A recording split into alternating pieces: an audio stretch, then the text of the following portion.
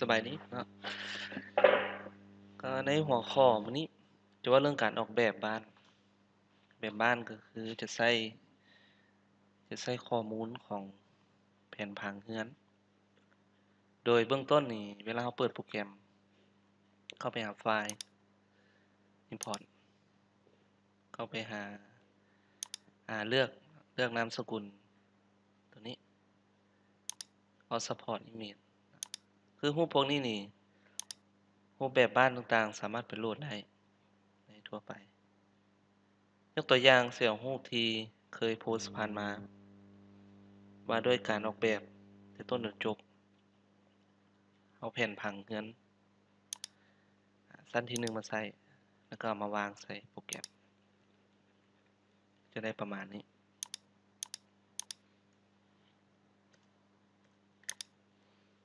สามารถพิมพ์ตัว M เพื่อง่ายสามารถกดชิปปุ่มกลางเพื่อเลื่อนหน้าจอยกตัวอย่างเราจะเต็มตามขนาดที่มีมาในนี้เบื้องต้นพิมพ์ตัว L กดเมาส์ใส่พื้นจุดใดจุดหนึ่งเลื่อนเมาส์ไปเวลาเราเลื่อนเมาส์ต้องระวังมันจะมีสีเขียวแดงฟ้าให้ไปตามสีที่เคยแนะนำผ่านมาคือสีเขียวมันหน้าหลัง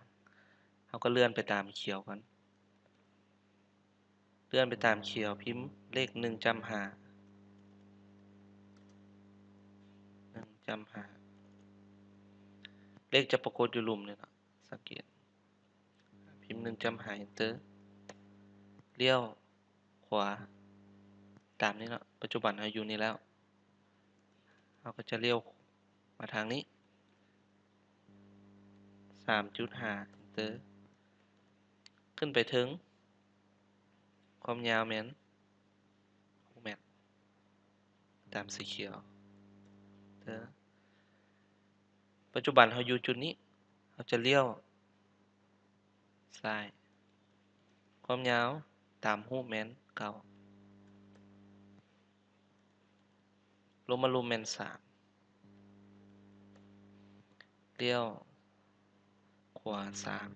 3ลงรูม 4.5 เข้ามาในจุดเริ่มต้นคือ 2.5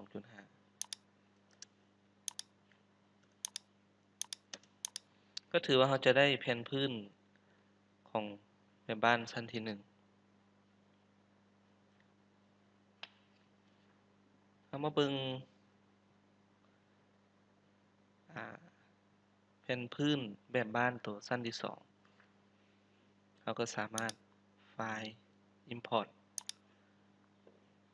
เลือกเอารูปชั้นที่2มา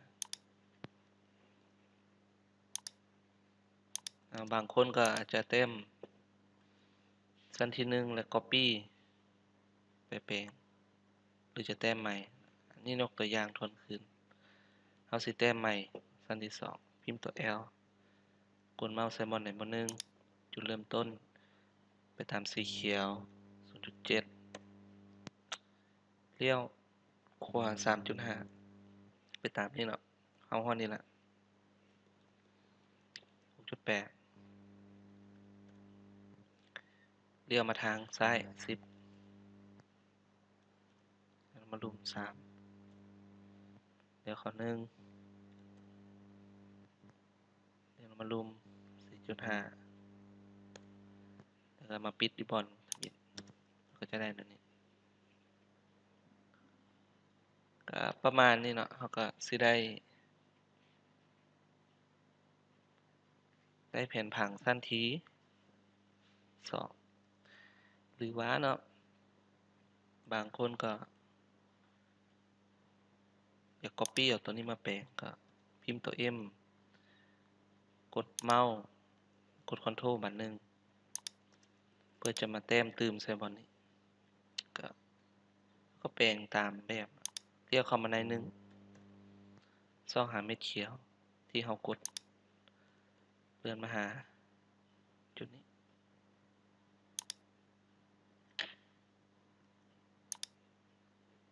ด้านนี้ก็ได้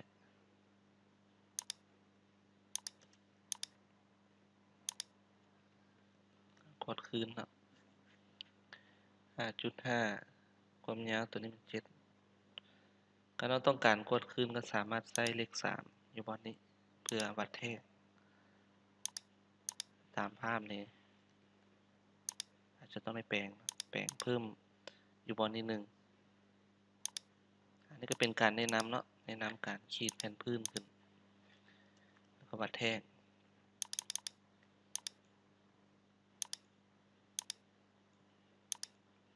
มาเบิ่งหัวข้อต่อไปหัวข้อต่อไปก็จะเว้าเรื่องการยกและการสร้างขอบฟ้าในเบื้องต้นให้พิมพ์ตามสเต็ปพิมพ์ตัว F กดเมาส์เลื่อนออกไปกดเมาส์ใส่บอนพื้นนี้ความกว้างออกไปแม่น 0.12 เทในหัวหน่วยแมทความยาวยกพื้นขึ้นพิมพ์ตัว P กดใส่ตัวในพิมพ์ให้จะลืมกด Ctrl นำเนาะให้เป็นสีขาว 0.3 Enter เอาสิยกตัวนอกตื่มเนาะกดแล้วมากดใส่พื้นตัวนี้เลยบ่ต้องพิมพ์เลขมันจะมีคำว่า on fade ขึ้นมาก็ถือว่าแล้วยกพื้นต่อมาเราจะมาเว้าเรื่องการสร้างเสาพิมพ์ตัว R กดเมาส์เขียนความกว้างใส่ 0.24 เบิ่งเลขอยู่หลุม 0.24.0.24 Enter ก็เทในความยาวความกว้างของเสา24เซนติเนื่องจากว่าเสามันเป็นแผ่นกดตัว P ยกพิมพ์ความสูงแม่น3เมตร Enter เราก็จะได้เสาสูง3เมตรเรียกต่อมาเราสิเอาเสามาวางใส่แต่ละเจของพื้นเรือนก่อนอื่นต้องได้กดรัวเนาะหรือว่าทาสีเลือกเสาคลิกขวาเลือกเมกรุ๊ปภายหลังที่เมกรุ๊ปเราก็จะเห็นว่าโมเดลเราติดกันเป็นเนื้อเดียวพิมพ์ตัว M เอาเมาส์กดใส่เจลุมของเสา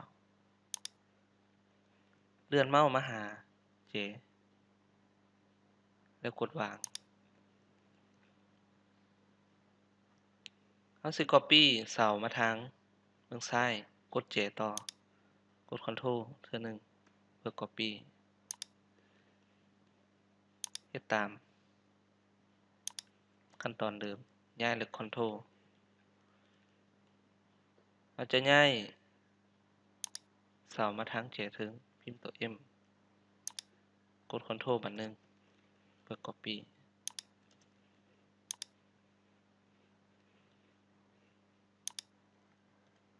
ตัวนี้ก็จับเจนี้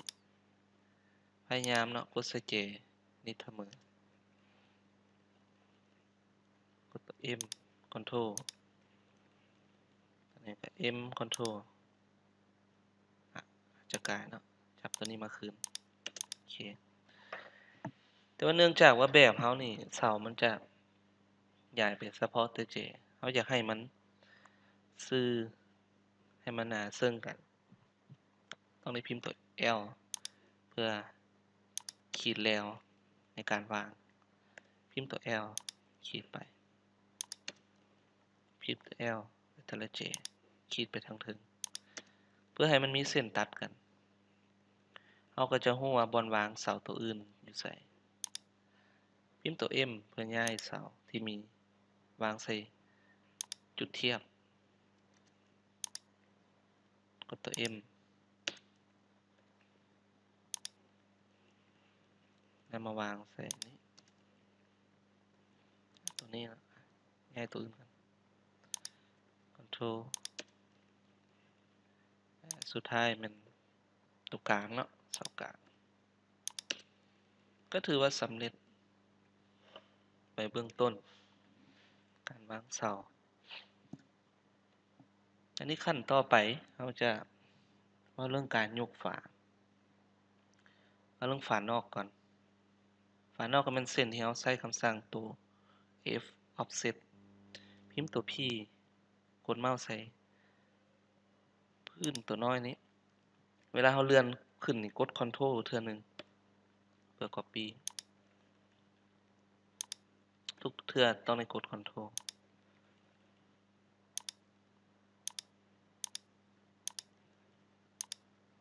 Ctrl เนาะถือว่าฝานอกเขาสำเร็จ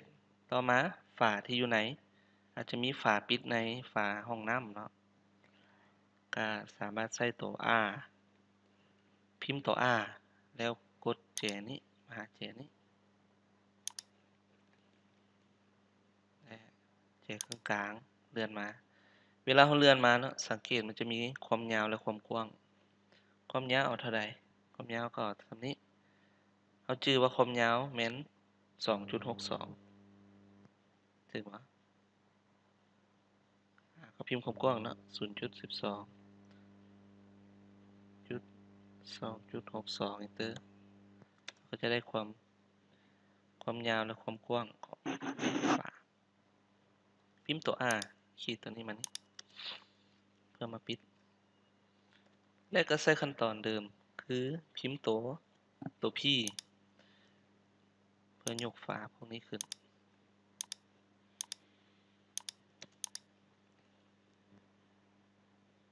อีกตัวหนึ่งเนาะฝาอยู่ในนี้พิมพ์ตัว R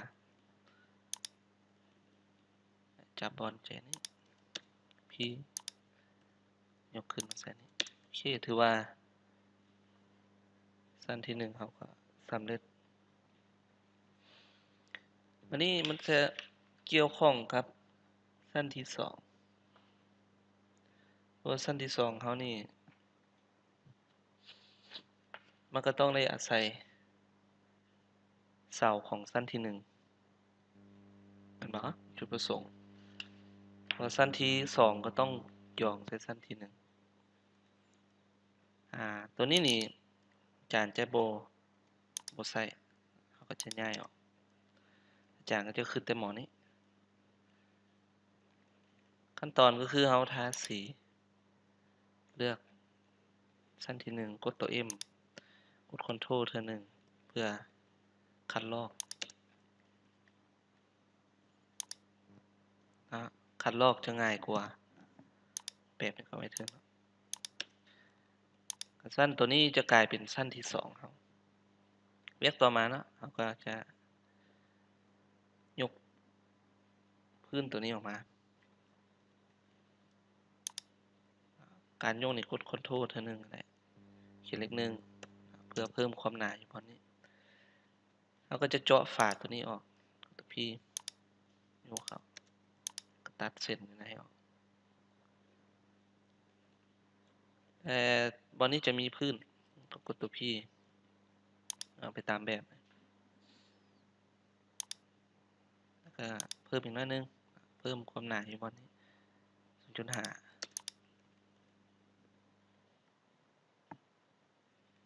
ตัวนี้ก็ซื้อว่าเป็นส่วนของระเบียงแต่ว่าระเบียงตัวนี้นี่ฝาตัวนี้จะอยู่กลางนี่ก็กดตัว P ยกตัวนี้ออกมาก่อนเฮ็ดไปทีละอันตัว P กด Ctrl นี่ก็ 0.5